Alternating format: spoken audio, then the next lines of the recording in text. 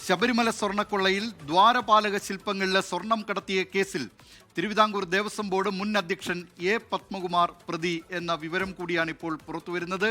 ജയിലിലെത്തി പ്രത്യേക അന്വേഷണ സംഘം എ പത്മകുമാറിനെ ചോദ്യം ചെയ്തു. കട്ടിളപ്പാളിയിലെ സ്വർണം നഷ്ടപ്പെട്ടതിൽ പങ്കുണ്ടെന്ന് കണ്ടെത്തിയതിനെ തുടർന്നായിരുന്നു എ പത്മകുമാറിനെ നേരത്തെ അറസ്റ്റ് ചെയ്തത്. റിമാൻഡ് കാലാവധി അവസാനിച്ചതോടെ എ പത്മകുമാറിനെ കൊല്ലം വിജിലൻസ് കോടതിയിൽ ഹാജരാക്കി. വിവരങ്ങളുമായി കൊല്ലത്ത് നിന്നും അരുൺരാജ് ചേരുകയാണ്. അരുൺരാജ്, ഇപ്പോൾ രണ്ടാമത്തെ കേസിലാണ് എ പത്മകുമാർ പ്രതിയായിരിക്കുന്നത്. എന്തൊക്കെയാണ് വിവരങ്ങൾ?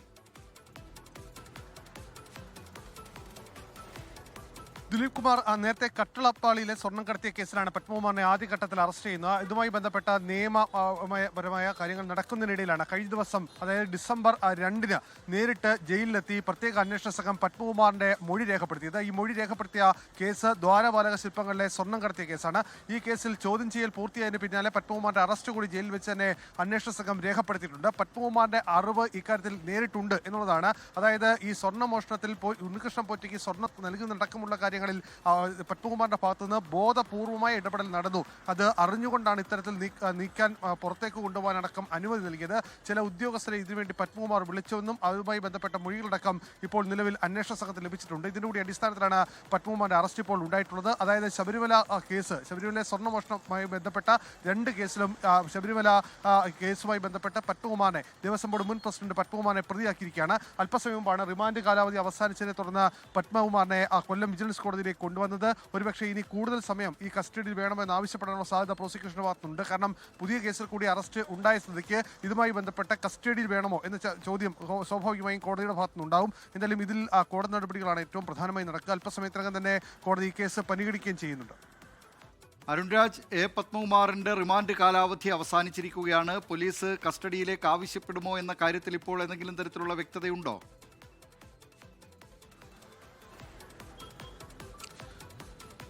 ദിലീപ് കുമാർ, നേരത്തെ തന്നെ അന്വേഷണ സംഘം പറഞ്ഞത് ഈ പുതിയ കേസ് രജിസ്റ്റർ ചെയ്ത് കഴിഞ്ഞാൽ അതുമായി ബന്ധപ്പെട്ട പ്രതിയെ ചോദ്യം ചെയ്യേണ്ടി വരും എന്നുള്ളതാണ്. പക്ഷേ അത് ഇന്നുണ്ടായേക്കുമോ എന്നുള്ള ചോദ്യം നമുക്ക് മുമ്പിലുണ്ട്. കാരണം അന്വേഷണ മുതിർന്ന ഉദ്യോഗസ്ഥരും ഇവിടേക്ക് എത്തിച്ചേർന്നിട്ടില്ല. അതുകൊണ്ട് ഇനി കോടതിയിൽ കഴിഞ്ഞ ദിവസം ഏതെങ്കിലും തരത്തിൽ ഇതുമായി ബന്ധപ്പെട്ട അപേക്ഷ സമർപ്പിച്ചിട്ടുണ്ടോ എന്ന കാര്യത്തിലും കോടതിയിൽ നിന്നൊരു വ്യക്തത ഇതുവരെ കൈവന്നിട്ടില്ല. ഒരുപക്ഷെ റിമാൻഡ് എക്സ്റ്റൻഷൻ കഴിഞ്ഞു കഴിഞ്ഞാൽ ഇതുമായി ബന്ധപ്പെട്ട് തുടർന്ന് അടുത്തുള്ള ദിവസങ്ങളിൽ പത്മകുമാറിന്റെയും അതുപോലെ തന്നെ തന്ത്രിയുടെയും വിശദമായ മൊഴിയെടുക്കാൻ തന്നെയാണ് SITയുടെ തീരുമാനം. അത് ഇതിന്റെ ഭാഗമായി തന്നെ തുടരും. ED കൂടി ഇന്ന് ഈ കേസിലേക്ക് എത്തുന്നു എന്നുള്ളതാണ്. കൊല്ലം വിജിലൻസ് കോടതിയിൽ ED FIR കിട്ടാനുള്ള അപേക്ഷ ഇന്ന് സമർപ്പിച്ചേക്കുമെന്ന സൂചന കൂടി പുറത്തേക്ക് വരുന്നുണ്ട്. അരുൺരാജ് ലൈനിൽ തുടരുക. വളരെ പ്രധാനപ്പെട്ട വിവരമാണിപ്പോൾ കൊല്ലത്ത് നിന്ന് അരുൺരാജ് നൽകുന്നത്. തിരുവിതാംകൂർ ദേവസ്വം ബോർഡിന്റെ മുൻ പ്രസിഡന്റും CPIM നേതാവുമായ എ പത്മകുമാർ ശബരിമല സ്വർണ്ണക്കൊള്ളയുമായി ബന്ധപ്പെട്ട മറ്റൊരു കേസിൽ കൂടി പ്രതിയായിരിക്കുകയാണ്. നേരത്തെ കട്ടിളപ്പാളി കടത്തിയതുമായി ബന്ധപ്പെട്ടായിരുന്നു കേസെങ്കിൽ ഇപ്പോൾ ദ്വാരപാലക ശില്പത്തിലെ സ്വർണ്ണപ്പാളി കടത്തിയതുമായി ബന്ധപ്പെട്ടും എ പത്മകുമാറിനെ പ്രതി ചേർത്തിരിക്കുകയാണ്. വളരെ പ്രധാനപ്പെട്ട വിവരം. എ പത്മകുമാറിനെ ഇപ്പോൾ കൊല്ലം വിജിലൻസ് കോടതിയിൽ പ്രത്യേക അന്വേഷണ സംഘം ഹാജരാക്കിയിട്ടുണ്ട്. ഈ കേസിലും ഈ ദ്വാരപാലക ശില്പത്തിലെ സ്വർണ്ണപ്പാളികൾ കടത്തിയതുമായി ബന്ധപ്പെട്ട കേസിലും എ പത്മകുമാറിനെ കസ്റ്റഡിയിൽ ആവശ്യപ്പെടുമോ എന്ന കാര്യം അല്പസമയത്തിനകം വ്യക്തമാകും. നേരത്തെ ആ നിലയിലായിരുന്നു പ്രത്യേക അന്വേഷണ സംഘം ചില സൂചനകൾ നൽകിയിരുന്നത്. പുതിയ കേസെടുക്കുമ്പോൾ വിശദമായി ചോദ്യം ചെയ്യേണ്ടതുണ്ട്, കസ്റ്റഡിയിൽ ആവശ്യപ്പെടും എന്ന നിലയിലായിരുന്നു. ഇന്നിപ്പോൾ കോടതിയിൽ എന്തു സംഭവിക്കുമെന്നത് അറിയാനിരിക്കുന്നതേയുള്ളൂ. അവിടെ നിന്നുള്ള കൂടുതൽ വിവരങ്ങൾ എന്തൊക്കെയാണ് അരുൺരാജ്?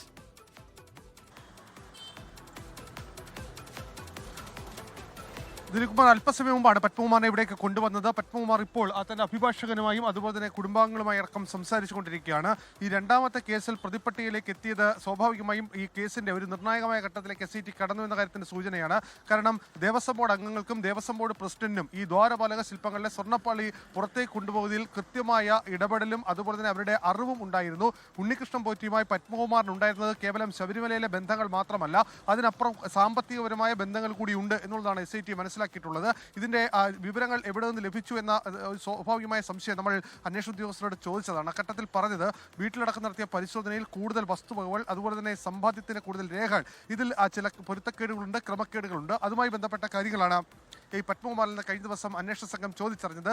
അതിന്റെ കൂടി അടിസ്ഥാനത്തിലാണ് പത്മകുമാറും ഉണ്ണികൃഷ്ണൻ പോറ്റി തമ്മിലുള്ള ബന്ധം അന്വേഷണ സംഘത്തിന് ഒരു ദൃഢമാണ് എന്ന കാര്യത്തിൽ കൃത്യമായ അറിവ് ലഭിച്ചു. ഇതിനുകൂടി അടിസ്ഥാനത്തിലാണ് ഇപ്പോൾ പത്മകുമാറിനെ ഈ രണ്ടാമത്തെ കേസിൽ പ്രതിപ്പട്ടിയിലേക്ക് കൊണ്ടുവന്നിട്ടുള്ളത്. പത്മകുമാറിനെ പ്രതിപ്പട്ടിയിലേക്ക് കൊണ്ടുവരുമ്പോൾ കൂടുതൽ അന്വേഷണം ഇക്കാര്യത്തിൽ നടക്കും. ഒരുപക്ഷെ പത്മകുമാറിനെ കസ്റ്റഡിയിൽ വാങ്ങി ചോദ്യം ചെയ്യാനാണ് തീരുമാനമെങ്കിൽ അതിൽ അതേസമയം തന്ത്രിയെയും അത് അടക്കമുള്ളവരെയും വിളിച്ചു വരുത്തി ഇതുമായി ബന്ധപ്പെട്ട ക്ലാരിറ്റിയും ചോദ്യം ചെയ്യലും ഉണ്ടാകും. എന്തായാലും കോടതിയുടെ തീരുമാനമാണ് അല്പസമയത്തിനകം നമുക്കറിയാൻ കഴിയാം. ലോകത്തെവിടെയായാലും ഏത് സമയത്തും 24 വാർത്തകളും ഓഗ്മെന്റഡ് റിയാലിറ്റി പാക്കേജുകളും എക്സ്പ്ലെയിനറുകളും വിശദമായി കാണാൻ ഞങ്ങളുടെ യൂട്യൂബ് ചാനൽ നിങ്ങൾക്ക് സബ്സ്ക്രൈബ് ചെയ്യാം.